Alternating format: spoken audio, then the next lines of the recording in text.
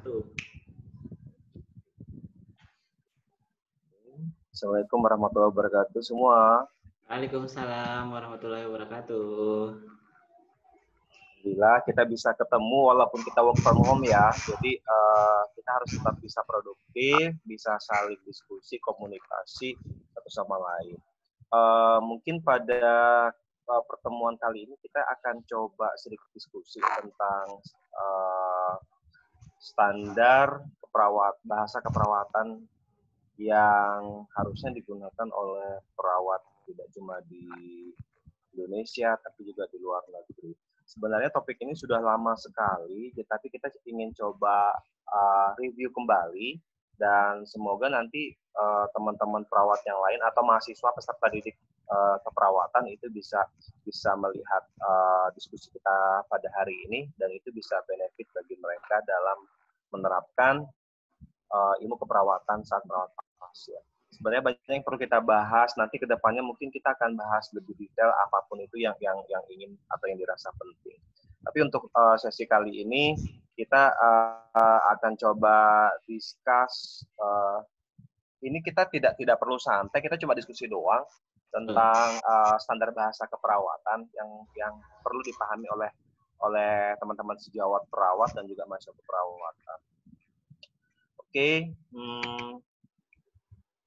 Jadi kalau kita lihat sampai hari ini latar belakang pendidikan di Indonesia masih banyak yang SMK masih ada gitu ya, SMK keperawatan masih ada, kemudian D3, D4, S1 profesi, S2 dan S3. Spesialis juga ada, habis S2 spesialis dan juga S3.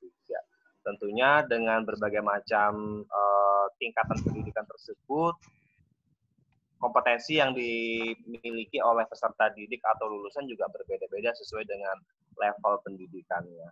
Sehingga pemahaman mereka tentang proses keperawatan, kenapa saya bicara proses keperawatan? Karena standardized nursing language ini dia dekat sekali dengan yang namanya proses keperawatan.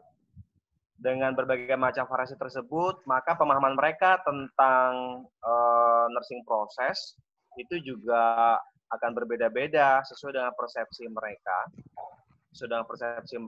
dan juga sesuai dengan referensi yang mereka gunakan. Masih banyak sekali yang menggunakan bentar.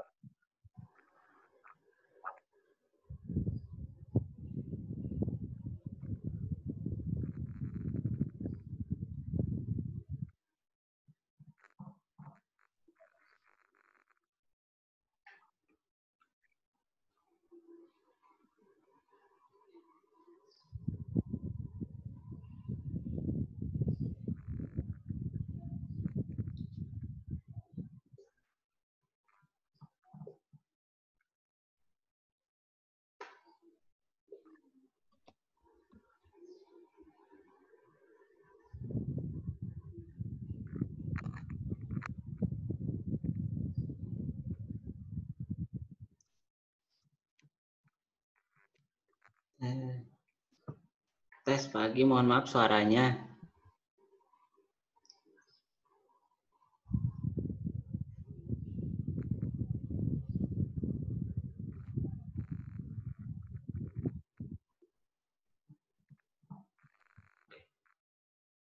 Oke. Jadi dengan berbagai macam latar belakang pendidikan yang ada di Indonesia, tentunya mereka akan menggunakan referensi yang berbeda-beda dari SMK sampai dengan S3. Dan persepsi mereka juga berbeda-beda karena kematangan dari peserta didik atau yang menyampaikan materi juga tiap orang pasti berbeda-beda, sehingga daya tangkap peserta didik juga berbeda-beda. Jadi tentunya pemahaman ini akan simpang siur, akan berbeda-beda jika tidak disamakan, itu akan tidak bagus, sehingga nanti saat memberikan asuhan keperawatan itu akan berbeda-beda. Dan alasan yang ketiga adalah kita perlu adanya referensi yang betul-betul kiblat atau menjadi patokan menjadi acuan bagi kita perawat dalam melakukan atau memberikan asuhan keperawatan. Sehingga itu menjadi standar kalau kita ingin bekerja atau merawat pasien. Khususnya di Indonesia dulu aja. Kalau di luar negeri mereka sudah menggunakan. Nah, kalau secara international standard, mereka itu sudah memiliki Triple N, NANDA, NOC, NIC. Sedangkan di Indonesia sendiri saat ini mereka lebih banyak menggunakan Triple S daripada Triple N. Seperti SDKI, SIKI, dan juga SLKI. Tapi kalau ingin membahas banyak tentang Triple S, nanti akan kita buka sesi yang lain saja untuk membahas mengenai Triple S ini sendiri. Karena point of view dan penilaian serta analisisnya agak sedikit berbeda dengan topik pada hari ini. Intinya sudah ada standar saja dalam penerapan asuhan keperawatan di Indonesia. Terserah mau perawat atau mahasiswa yang menggunakan Triple N boleh, mau pakai Triple S boleh, monggo silakan. Karena isi dari Triple S itu sebenarnya tidak jauh berbeda. Kalau sudah memahami Triple N, insya Allah akan memahami Triple S. Kemudian hal lainnya juga kita perlu meningkatkan kualitas asuhan yang komprehensif. Makanya tadi kita perlu menggunakan bahasa yang standar. Terserah nanti teman-teman mau pakai bahasa standarnya Triple N atau Triple S. Tujuannya agar seragam, persepsinya sama, nggak beda-beda, mau lulusan dari manapun, mau lulusan dari Jawa, luar Jawa, Sumatera, segala macam, semuanya sama. Kemudian mau D3, S1 nggak ada lagi yang bedakan, oh saya S1, saya D3, saya S2, jadi beda. Enggak, sebenarnya sama, namanya perawat ya seperti itu. Tujuannya kenapa kita harus pakai bahasa yang standar, itu karena aktivitas perawat yang dilakukan setiap hari itu bisa lebih jelas. Kemudian aktivitas tersebut terlihat oleh profesi lain juga, karena selama ini yang ada di lapangan, perawat kok kerjanya gitu-gitu aja ya, ngukur vital sign, ngasih obat, udah selesai. Kemudian apa yang didokumentasikan juga kesannya Indonesia Raya dalam artian ya itu saja. Padahal sebenarnya banyak sekali yang dilakukan oleh teman-teman sejawat, tapi mereka tidak mendokumentasikan. Dalam artian mereka kurang memahami, dan juga pendokumentasian juga memang kurang sesuai. Sehingga saat profesi lain juga melihat dokumentasi, menilainya sama saja kok hari pertama, kedua, ketiga, dan seterusnya. Gitu. Sehingga memang tidak terlihat sekali aktivitas yang sudah dilakukan. Walaupun kita sudah koar-koar bahwa perawat itu kerjanya 24 jam, pagi sampai pagi lagi dengan 3 shift, tapi kenyataannya di dokumentasi selama 24 jam itu tidak terlihat kegiatannya itu apa saja. Gitu. Walaupun kita, contoh yang paling banyak adalah kita komunikasi terapeutik, mendengarkan keluhan pasien, menyentuh pasien, gitu ya. Memandikan, itu tidak terdokumentasi biasanya. Kenapa? Karena kalau dokumentasi semuanya terlalu banyak, sehingga nanti dokumentasinya terlalu padat, dan ujung-ujungnya itu masalah manajemen, gitu, manajemen keperawatannya. Ini tidak efektif, tidak efisien, dan sebagainya. That's fine kalau misalkan itu pakai kertas atau tulis tangan, itu sangat melelahkan. Tapi kita bisa antisipasi dengan zaman sekarang, era 4.0, itu semuanya bisa diantisipasi, sehingga hal-hal demikian itu sudah bisa dieliminir. Kemudian memudahkan komunikasi perawat, jadi antara perawat 1, perawat 2 nggak ada lagi yang namanya, oh mentang-mentang ini lulusan dari institusi A, jadi bahasanya, bahasa keperawatannya diagnosis seperti ini. Kalau kami kan dari institusi B, nggak ada lagi yang seperti itu, semua sama. Yang namanya Anda adalah perawat, nurse, ya Anda memiliki ilmu yang sama. Karena kita perawat, kita memiliki body of knowledge yang sama. Jadi komunikasi seperti itu sudah bisa terjalin, sudah bisa terlaksana. Nggak ada lagi yang istilahnya kita stereotype atau kita membeda-bedakan dari latar belakang pendidikan atau institusi pendidikan. Nggak ada lagi yang seperti itu. Kemudian karena aktivitas sudah terlihat, jasa kita juga bisa kelihatan. Gitu. Jadi jangan dong perawat sudah melakukan banyak tindakan tapi gajinya sedikit mungkin wajar karena ya tidak terlihat tadi. Perawat mau digaji besar, kegiatannya apa saja. Mau dikasih gaji 10 juta, kegiatannya cuma gitu-gitu aja. Rugi dong kami gitu ya. Tapi kalau kita bisa memunculkan aktivitas itu seperti apa yang sudah kita lakukan, ya kita bisa mengklaim. Semoga saja bisa dihitung secara profesional.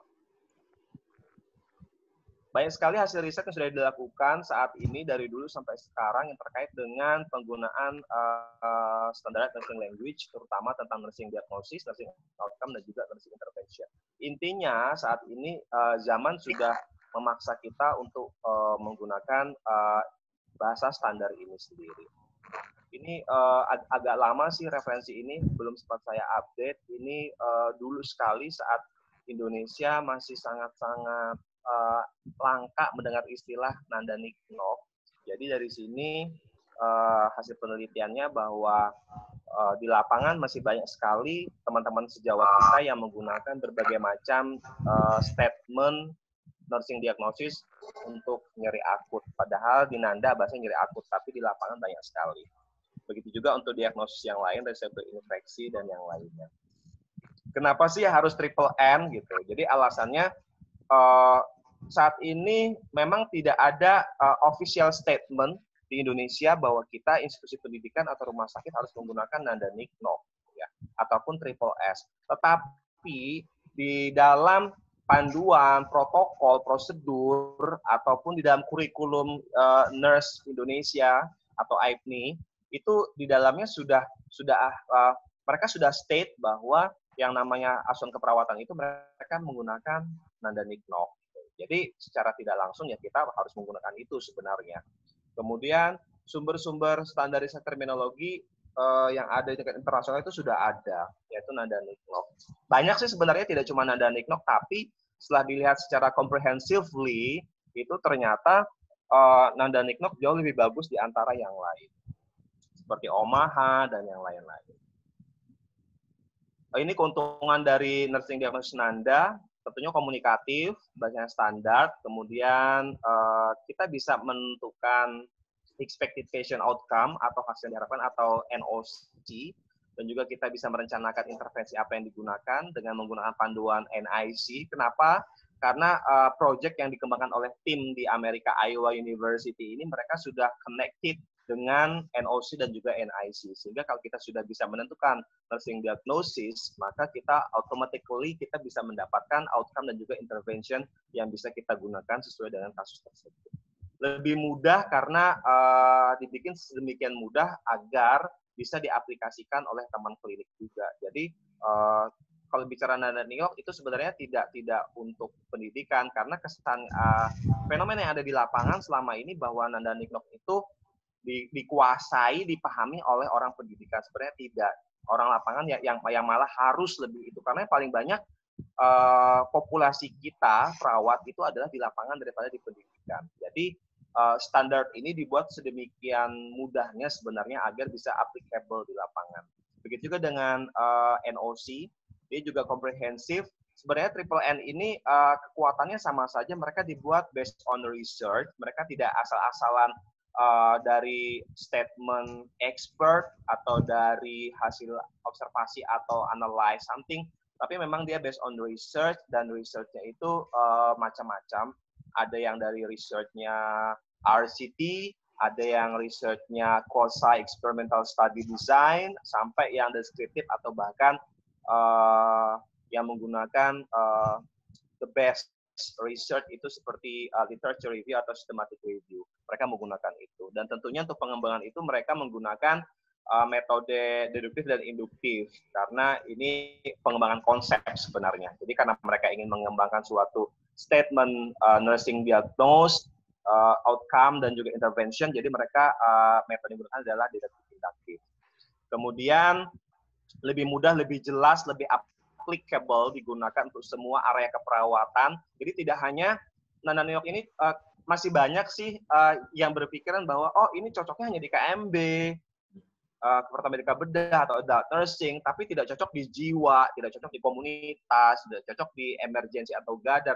Tidak, sebenarnya triple N ini dibuat oleh tim di sana itu untuk semua area keperawatan. Jadi dia tidak mau memprioritaskan satu disiplin keperawatan tertentu, tidak. Jadi itu salah kaprah sekali kalau misalkan Nandanik Knock ini hanya digunakan untuk salah satu area saja. Tidak sama sekali.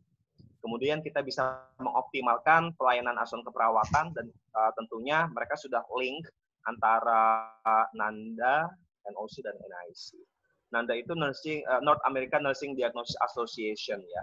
Itu yang dikembangkan oleh teman-teman di Amerika. NIC juga hampir sama seperti NOC tadi. Untuk kenapa sih kita menggunakan NIC jadi sama? Jadi sudah sangat lengkap sekali di sana dan mereka penelitian itu tidak sebentar, jadi perlu proses memang lama. Kali ini proyeknya proyek yang sangat besar, jadi tidak gampang pembuatan yang seperti ini. Ini sekilas tentang standar bahasa keperawatan yang perlu kita pahami, terutama NOC, NANDA, NOC, NIC. Kenapa fokusnya ke NANDA, NICNOC, tidak ke Triple S? Karena yang pertama kali digunakan oleh banyak negara dan Indonesia sendiri juga kita menggunakannya adalah yang Triple N. Setelah beberapa perkembangan, beberapa alasan, sehingga dikembangkan Triple S. Makanya nanti kalau misalkan teman-teman pengen kita membahas mengenai Triple S, kita akan bahas di kemudian hari tentang Triple S itu seperti apa, kontennya bagaimana, proses pembuatan pengembangannya seperti apa, seperti itu. Mungkin begitu, Mas Heri sama Mbak Novi untuk pengantarnya sendiri. Mungkin kita bisa diskusi terkait dengan Triple N ini sendiri di Indonesia atau di Kalimantan Selatan seperti apa gitu.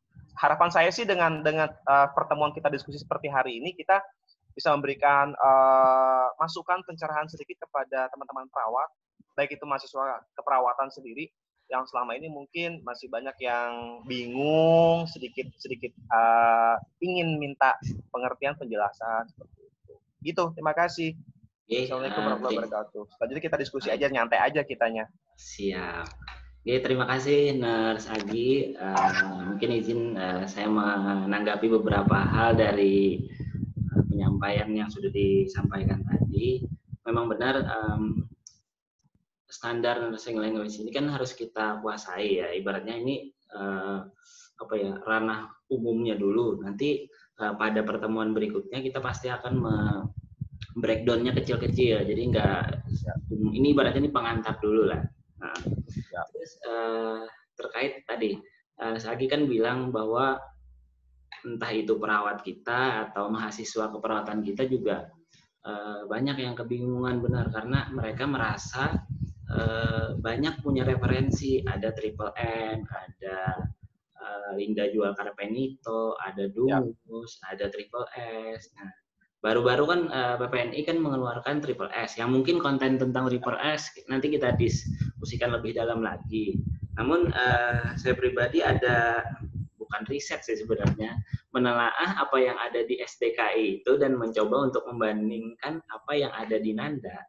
Ternyata emang kalau statement Nurse Agi tadi tidak ada bedanya, saya benarkan di sini karena dari 149 diagnosis yang ada di SDKI itu ternyata kemiripannya itu 97,99% apa ada yang di NANDA. Sehingga statement saya ini menguatkan apa yang disampaikan Nurse Agi tadi karena SDKI ini mereferensi ke NANDA secara langsung dan ditambah dengan referensi yang lain kayak Omaha tadi.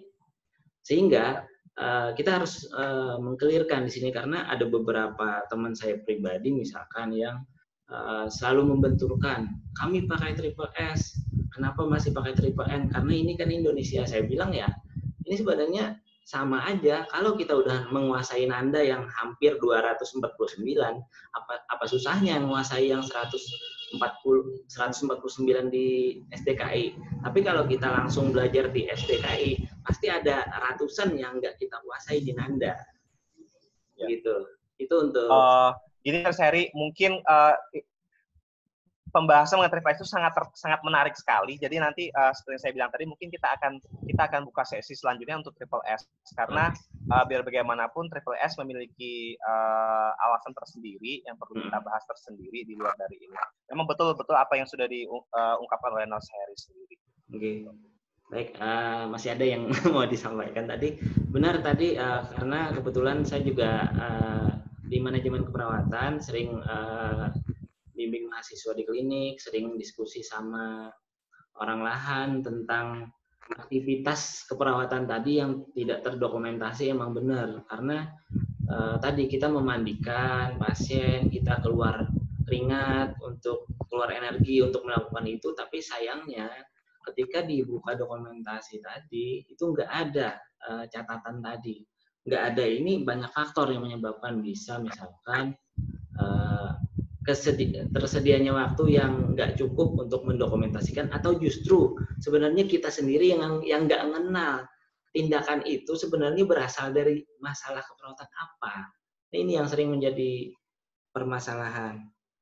Dan yang terakhir ini tadi tentang standar praktek, saya juga mungkin kita konten yang lain nanti terkait SPO, misalkan NGT, masang NGT. Oke, SPO pasang NGT kan di rumah sakit itu pasti NGT yang dibaca oleh pihak medis dengan pihak keperawatan kan sebenarnya sama ya, SPO yang namanya di rumah sakit. Namun sebaiknya kalau perawat melihat SPO NGT, dia harusnya mikir kenapa harus dipasang NGT, atas dasar masalah keperawatan apa gitu. Harusnya memang kayak gitu menariknya. Mungkin itu kira-kira yang saya tanggapi dari. Makasih untuk diskusinya. Terus Tofi, mungkin ada sesuatu yang disampaikan kah terkait topik ini? Ya, menarik memang tentang nada niknok ya. Dan bagi teman-teman yang baru kenal nada niknok, ini pasti bertanya-tanya, yang bikin itu siapa sih sebenarnya Pak nada niknok ini? Terus juga kok nanti ya kan pasti nanya-nanya kayak gitu. Nah, kenapa kok ini bisa dipakai oleh semua orang gitu? Yang bikin siapa sih sebenarnya? Terus juga kayak misalkan nanti di kan tiap 2 tahun sekali keluar edisi yang baru gitu ya. Terus nanti ada diagnosa yang nambah, ada diagnosa yang berkurang. Itu prosesnya gimana sih? Oke. Bagus sekali pertanyaannya Nas Novi gitu. Memang gini, sebenarnya di dalam Nanda sendiri itu sudah menjelaskan. Ini kebetulan di depan saya ada buku Nanda ya. Ini tahun ini terakhir nih ya. Jadi akhir tahun biasanya sekitar Oktober, November itu sudah launching yang edisi 2021 dan selanjutnya. Jadi mereka sudah menjelaskan di sana bahwa yang namanya ilmu itu terus mengalami perkembangan, perubahan. Jadi saat mereka launching, ini contoh nih, akan launching nanti akhir tahun ini gitu, akan launching 2021 sampai 2000, biasanya ada yang 5 tahunan ya, sampai 2024 atau 2024 atau 2025. Nah, selama proses 4-5 tahun itu, teman-teman di berbagai negara, tidak cuma di Amerika, tapi sekarang teman-teman perawat Jepang juga banyak sekali yang berkontribusi. Nah, itu mereka melakukan penelitian. Mereka ingin mengembangkan apakah statement nursing, terminologi nursing diagnosis yang ada di dalam buku edisi sekian itu masih relevan atau tidak dengan current situation-nya sekarang. Kalau ternyata nursing diagnosisnya itu sudah tidak relevan, kenapa harus kita pertahankan di dalam list nursing diagnosis? Toh tidak sesuai dengan kondisi sekarang gitu loh. Tapi ternyata ada yang sangat relevan dan itu tidak ada di dalam Nanda, itu harus masuk. Nah, itu salah satu alasan kenapa kok selalu berubah-ubah. Sebenarnya berubah-ubah bukan berarti mereka tidak konsisten, mereka tidak percaya diri, mereka salah, tidak. Tapi itu mengikuti karena setiap zaman kita tidak berasumsi, tapi kita harus yakin bahwa ilmu itu akan selalu berubah. Selalu ada update, dan update. Nah, terutama tentang nursing diagnosis seperti itu. Dan proses untuk bisa masuk ke dalam sini itu tuh tidak gampang gitu. Jadi memang harus dilakukan penelitian, memang harus dianalisis, direview dengan menggunakan beberapa tahapan. Salah satunya adalah mereka menilainya berdasarkan aksis. Ada aksis 1 sampai aksis 7 atau 8 gitu. Bahwa nursing diagnosis ini sudah memenuhi kriteria itu atau tidak. Aksis 1 ada apa enggak, aksis 2 dan seterusnya. Jika ada komponen dari berbagai macam kriteria penilaian itu tidak dipenuhi oleh nursing diagnosis tersebut, maka dia tidak bisa masuk ke dalam list nursing diagnosis yang akan dipublish. Itu nggak akan diterima. Jadi betul-betul strong evidence-nya betul-betul diperhatikan oleh mereka. Itu yang tentang nursing diagnosis. Begitu juga tentang nursing intervention dan juga nursing outcome-nya gitu. Jadi outcome dan intervensi juga sama. Mereka juga membuat dan memasukkan ke dalam list klasifikasi itu berdasarkan hasil research dan analisis, dan panel expert. Mereka mengadakan panel expert. Dan sebelum launching buku ini, biasanya mereka mengadakan adanya pertemuan kayak simposium atau conference, dan itu mereka membahas mengenai konten ini juga. Jadi, para ahli, para pakar itu duduk bersama, dan mereka sepakat bahwa ternyata, nursing diagnosis ini sudah tidak applicable, jadi nggak perlu dimasukkan. Makanya ada yang nursing diagnosis yang retired dari edisi ini, kemudian ada juga yang revise, ada juga yang new gitu. Jadi ada 3 jenis, ada yang tidak digunakan, ada yang direvisi, ada yang baru gitu. Yang direvisi itu artinya dia masih applicable, tapi ada poin-poin tertentu yang harus ditambahkan, dirubah, dikurangi, atau dibuat. Jadi itu alasan kenapa nursing diagnosis selalu bertambah, berubah dari tahun ke tahunnya. Tidak cuma nursing diagnosis, sebenarnya untuk kita melihat perubahan suatu ilmu, prinsip pemberian obat juga. Dulu waktu saya masih kuliah D3, itu masih pakai 5 benar prinsipnya. Itu tahun 2000, saya masuk sampai tahun 2003. Ternyata saat tahun 2008, itu sudah menjadi 12 benar prinsip pemberian obat. Banyak sekali tambahannya, dan itu juga kok bisa sebanyak ini, tapi kita di lapangan tidak menggunakan sebanyak itu. Di lapangan hanya pakai 6. Silakan sesuai dengan kondisi yang ada di lapangan, tapi setidaknya saat ini prinsip pemberian obat tidak hanya 6 benar, tapi 12 benar. Itu contoh. Kemudian juga contoh RJP aja. RJP resusitasi, kalau teman-teman digadar. Ini sekarang lagi COVID-19 gitu kan. Jadi sekarang itu juga ada guideline protokol yang baru juga. Nggak mungkin dong kita menggunakan protokol RJP yang edisi yang kemarin udah terbaru juga, tapi dipakai di masa pandemik. Itu juga akan ada revisi. Nah, kayak gitu contohnya tuh. Itu salah satu contoh kenapa ilmu itu selalu berubah dan ada keterbaruan. Jadi salah satunya yang memiliki keterbaruan itu adalah si nursing diagnosis. Itu, Novi. Nanti bisa nambah, bisa berkurang lagi nanti edisi terbaru ya, Pak ya? Bisa, bisa. Terus lagi, Pak, pasti juga bertanya-tanya ini teman-teman, karena dulu saya juga mempertanyakan hal ini. Benarkah ketika kita ngomong tentang Nanda Niknov, ini yang berhak nulis-nulis, mendokumentasikan itu hanya anak-anak S1 gitu, S1 nurse gitu. Kalau di lapangan itu seperti apa? Mungkin Kak Heri juga bisa menanggapi. Oke. Statement itu memang banyak diungkapkan oleh teman-teman yang ada di lapangan atau di pendidikan, jadi cuma rumah sakit. Sebenarnya yang namanya nursing diagnosis itu kan udah diajarin saat D3. Nggak tahu kalau SMK ya. Kita yang namanya di Indonesia, kita udah sepakat di Undang-Undang Keperawatan, yang namanya perawat itu adalah D3 dan juga yang profesi, ya kan.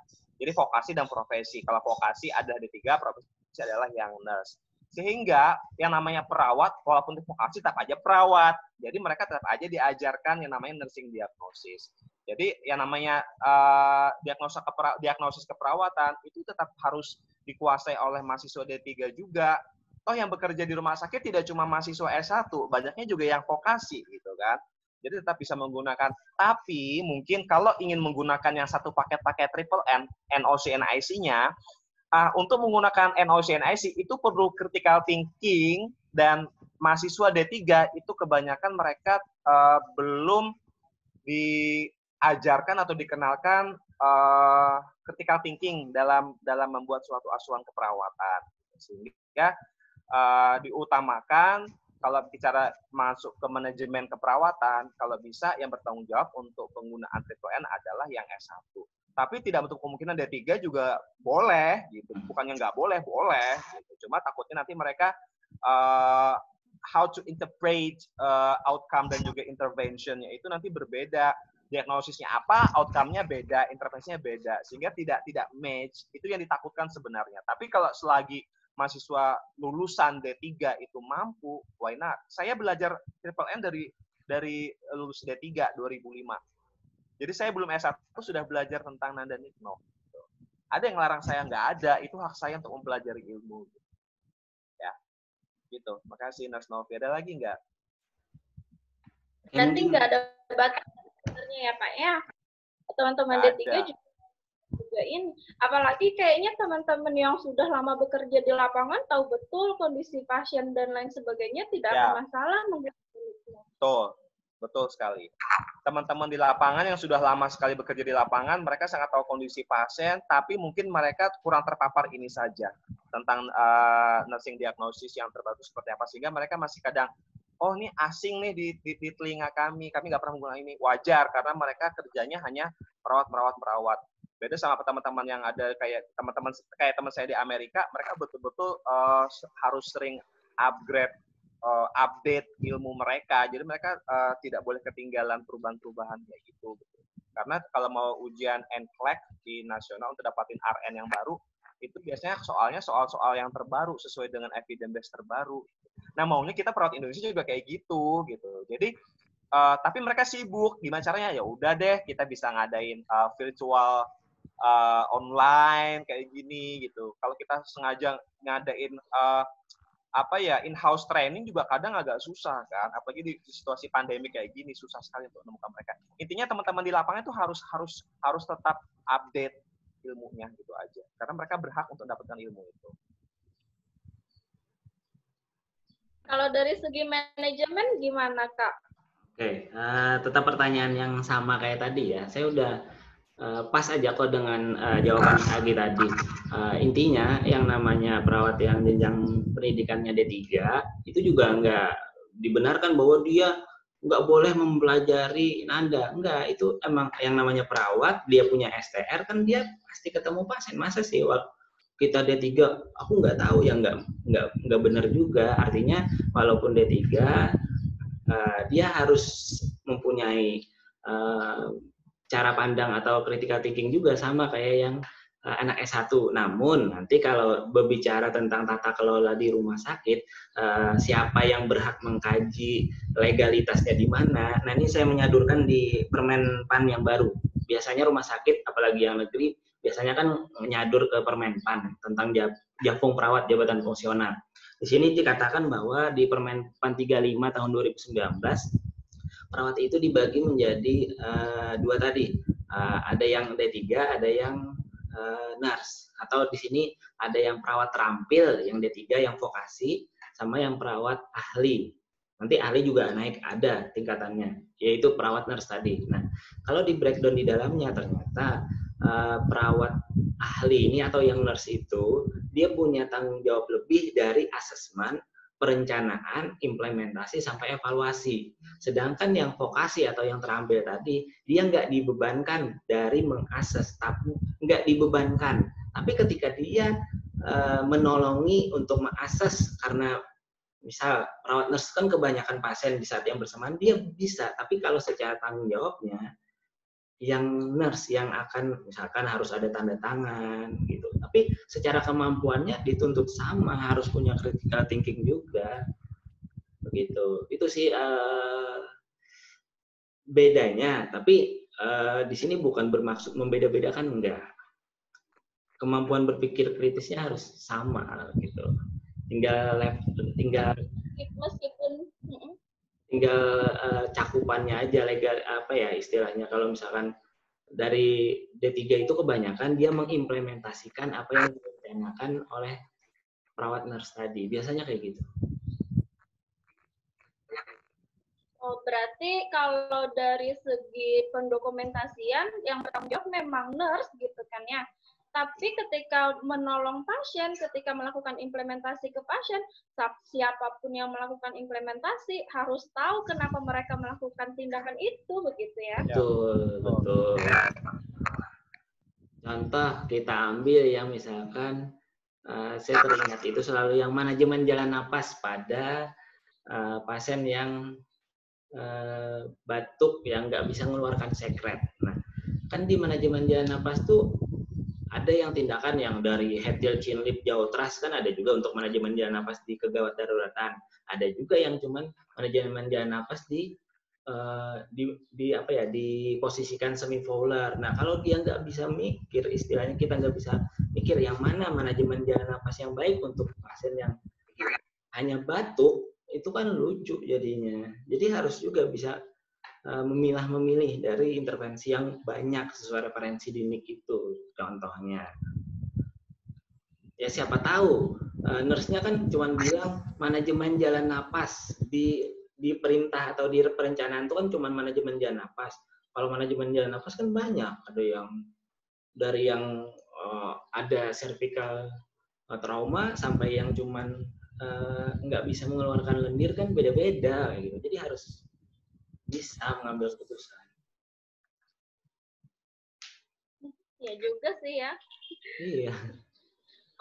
Terus satu lagi Pak, ini juga pasti banyak yang nanya nih teman-teman di rumah, kalau misalkan kita sudah pakai triple N gitu Nanda Niknok, berarti kita nggak boleh lagi dong pakai referensi yang lama kayak Dungus, Carpenito dan lain sebagainya itu. Gimana menurut Bapak? Oke, ini juga pertanyaan sangat bagus dan sering sekali ditanyakan oleh teman-teman di berbagai tempat gitu ya. Pakai referensi apapun boleh, selagi referensi itu up to date. Itu yang perlu diperhatikan. Mau pakai Marilyn Dungus, mau pakai Linda Carpenito, mau pakai Omaha, mau pakai apapun misalnya boleh, selagi itu up to date. Contoh gini aja, teman-teman mungkin lebih banyak pakai Dungus, Marilyn Dungus atau pakai Linda Carpenito. Tapi tahun berapa dulu? Kalau misalkan tahunnya tahun 2000, ya sudah sangat ketinggalan sekali gitu.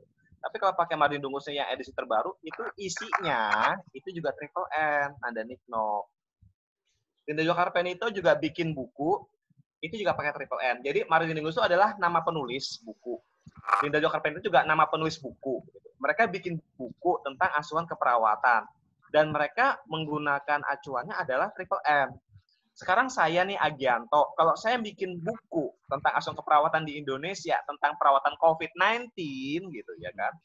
Terus saya tentu juga akan menggunakan triple N gitu.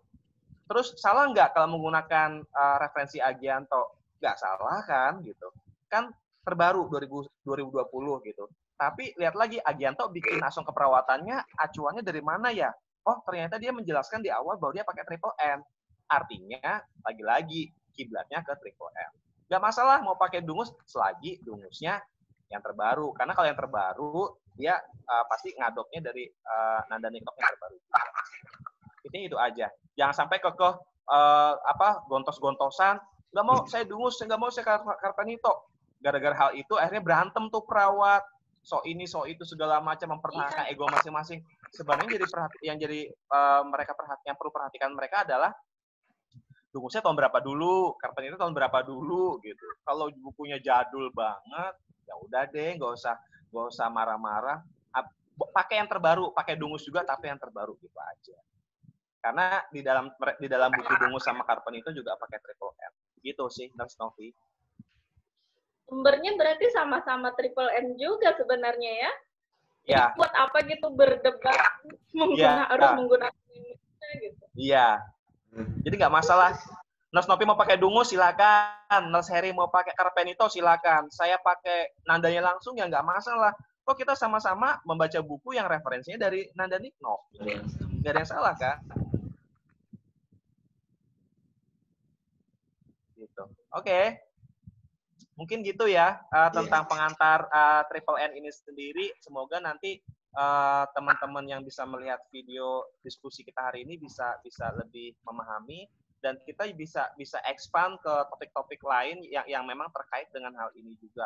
Dan kita ingin juga memang diskusi kita ini bisa betul-betul useful untuk teman-teman di lapangan khususnya karena populasi perawat yang paling banyak adalah di lapangan bukan di pendidikan, bukan mahasiswa juga. Jadi semuanya bisa berguna lah apa yang kita diskusikan pada hari. Itu saja dari saya. Terima kasih Nurse Harry, Nurse Novi. Oke, terima kasih Nurse Agi penyampaian materinya yang sangat menarik sekali. Nurse Novi juga udah banyak nanya-nanya tadi. Kita juga menampung ya, misalkan nanti ada request dari teman-teman perawat atau mahasiswa sekalian yang mau dibahas topik yang lebih spesifik katanya. Boleh kan ya? Nanti kita adakan sesi serupa. Ini istilahnya pengantarnya dulu. Mengapa kita harus menguasai SNS ya? Oke, mungkin itu Mas Agi, terima kasih Mas Novi atas kehadirannya. Nanti kita lanjutkan diskusi berikutnya. Oke, selamat pagi. Assalamualaikum warahmatullahi wabarakatuh. Waalaikumsalam warahmatullahi wabarakatuh. Makasih.